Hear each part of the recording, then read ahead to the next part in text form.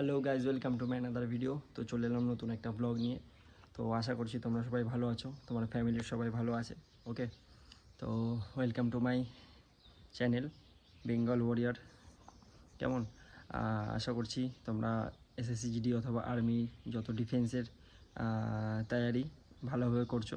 ওকে, তো আজকে একটা খুব একটা ইম্পর্টেন্ট একটা টপিক নিয়ে আসছি, যেটা মেডিকেল রিলেটেড হবে।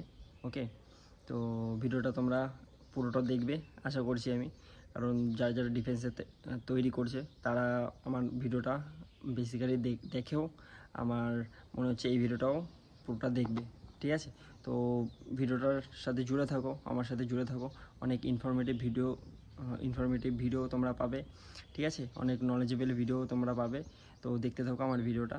ঠিক আছে, তো চলো শুরু করা যাক। আজকে এসএসসিডি অথবা আর্মির যত ডিফেন্সের মধ্যে পড়ছে মেডিকেলটা, নাক নিয়ে। আমি যে মেডিকেলটা আমি করব এখন, ভিডিওটা বানাবো, ওটা হচ্ছে নাক নিয়ে। আমি ডিসক্রাইব করব যে নাকে কী কী তে তোমাকে পয়েন্ট দিয়ে বাদ দিতে পারে। ওকে, তো চলো দেখতে থাকো আমার সাথে আর জুড়ে থাকো আমার সাথে। কেমন? প্রথমত বলি যে যারা যারা ডিফেন্সে আছে অথবা ডিফেন্সে অনেক বছর সার্ভিস হয়ে গেছে, ঠিক আছে, তাদের কাছ থেকে তোমরা কিছু সাজেশান নাও। আর বাদ বাকি আদার্স কারোর থেকে নিও না যারা ডিফেন্সে ঢোকেনি অথবা ডিফেন্সের সম্বন্ধে জানে কিন্তু তারা ডিফেন্সে নেই। ঠিক আছে, এরকম মানুষের সাথে সাজেশান নিও না, কারণ আমি বলবো যে তারা ভুলভাল সাজেশান দেবে তোমাকে। ঠিক আছে, যারা ডিফেন্সে আছে তাদের থেকেও সাজেশান নাও। ঠিক আছে, তো তারা বলতে পারবে যে এসএসসি মেডিকেলে অথবা এসএসসির যত রিটার্ন আছে, তো সেখানে কী কী আসতে পারে অথবা কীরকমভাবে মেডিকেলটা হয়। ঠিক আছে, তো আমি একটাই রিকোয়েস্ট করব যে যারা যারা ভিডিও বানায় ইউটিউবে, বেশিরভাগই আমি দেখেছি কিছু ভালো ভিডিও থাকে, আবার কিছু খারাপ ভিডিও থাকে। কিছু ভিউজ পাওয়ার জন্য তারা মানে ভুলভাল ভিডিও বানাতে থাকে। তো তাদেরকে সাবস্ক্রাইব করো না, তাদের ভিডিও দেখো না। যারা ডিফেন্সে আছে অথবা ডিফেন্সে অনেক বছর সার্ভিস হয়ে গেছে তাদের ভিডিওটা দেখো আর ফলো করো। ঠিক আছে, আমি বলছি না যে আমার ভিডিও তুমি দেখো। ওকে, তো চলো শুরু করা যাক আজকের ভিডিওটা। যেমন আজকের আমি বলছি যারা ডিফেন্সে তৈরি করছো, তো তাদের জন্য ভিডিওটা অনেক উপকারী হতে চলেছে। ঠিক আছে, মেডিকেল সম্বন্ধিত হবে ভিডিওটা, যে নাকে কিসের জন্য বাদ দেয়। ঠিক আছে, আর নাকে কিসের জন্য বাদ দেওয়ার মেন রিজন কী। ঠিক আছে, তো একটাই পয়েন্ট আমি এখানে বলছি, যে একটা জিনিসের জন্যই এখানে নাকে বাদ দেয়, সেটা হচ্ছে ডিএনএস। ঠিক আছে, ডিএনএসের জন্য এখানে বাদ দেয়। ডিএনএসের ফুল ফর্মটা আগে আমরা জানবো কি। ডিএনএসের ফুল ফর্ম হচ্ছে ডেভিয়েটেড নাজাল সেপ্টাম। ঠিক আছে, তো এইটা বেসিক্যালি আমাদের এই নাক বরাবর একদম সোজা থাকে। ঠিক আছে, আর নাকের এই তিনটে হাড় থাকে, এখানে একটা, এখানে একটা, এখানে একটা। ঠিক আছে, এ পাশেও সেম, এ পাশেও সেম। ঠিক আছে, আমি বেসিক্যালি তোমাদের ভেঙে ভেঙে বলছি যাতে তোমরা বুঝতে পারো। ওকে, তো এই হাড়টা যাতে বেঁকা না থাকে, তো সেটার জন্য তারা নাকের ভেতরে টর্চ লাইট দিয়ে তারা দেখে যে নাকের হাড়টা বাঁকা আছে নাকি। ঠিক আছে, তো ওই হাড়টা যদি তোমার বাঁকা থাকে তাহলে তোমাকে ওখান থেকে পয়েন্ট দিয়ে দেবে। ওকে, ওখান থেকে যদি পয়েন্ট দেয় তাহলে তোমার 14 দিনের মধ্যে অথবা 20 দিনের মধ্যে তোমাকে ঠিক করতে হবে। ঠিক করতে গেলে তোমাকে হসপিটালে অনেকটা ঘুরতে হবে, টাইমও খরচা হবে। ঠিক আছে, তোমার পয়সাও খরচা হবে, সব কিছু খরচা হবে। তো আমার ভিডিওটা তুমি যদি দেখো আর তোমার যদি এরকম যদি কোনো প্রবলেম থাকে, তাহলে তুমি পারলে এখনই গিয়ে তুমি ঠিক করে নাও জিনিসটা। বলছি এক এক করে পয়েন্ট নাম্বার 1 দেখো, তোমার যদি নাকের হাড় নাকটা যদি স্ট্রেট থাকে তাহলে কোনো প্রবলেম নেই। নাক যদি এরকম বেঁকা থাকে তাহলে তুমি ডক্টরের কাছে গিয়ে, ঠিক আছে, সার্জারি তুমি করতে পারো।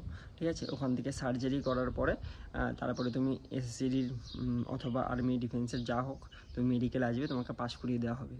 এরকম না যে সার্জারি করার পরে যে পাস করাবেন, এরকম কিছুই না, সার্জারির পরে পাস করাবে। ওকে, 100%। এবার যদি কেউ বলে যে তুমি সার্জারি করে এসছো তাহলে হবে না, তাহলে এরকম কিছুই না। তুমি বলবে যে স্যার আমার তো ঠিক আছে, বাট আমি সার্জারি করে এসেছি, বাট আমার ঠিক আছে, ডিএনএস এখন নেই। ঠিক আছে, তো উনি ফিট করাতে বাধ্য হবে। কেমন? আর ডক্টরের কাছে গিয়ে একটাই তোমার ফায়দা হবে, ঠিক আছে। সেখানে একটা সার্জারি হয়, সেটা বেসিক্যালি হচ্ছে তুমি বলবে যে সেই সার্জারিটার নামটা তুমি বলবে তাকে, তো বলার পরে সেই অনুযায়ী তারা ট্রিটমেন্ট করবে, ঠিক আছে। সেটার নাম হচ্ছে সেপ্টোপ্লাস্টি সার্জারি, ঠিক আছে। সেইটা সার্জারিটা করার পর তোমার নাকের যা আছে মানে ভেতরের যত হাড় বাঁকা আছে সেগুলো ঠিক করে দেবে সেই সার্জারির মাধ্যমে, ঠিক আছে। তো সেই সার্জারি করতে মোটামুটি খুব একটা খরচা হবে না, ঠিক আছে। কারণ আর আমি বলবো যে SSCGT মেডিকেলের আগে যদি করে নাও তোমরা, তাহলে অনেক ফায়দাতে থাকবে। কারণ মেডিকেলে গিয়েই তুমি চাইবে না যে তুমি মেডিকেল থেকে বার হয়ে যাও, ঠিক আছে। আর জব হচ্ছে সবার কাছেই ইম্পর্টেন্ট।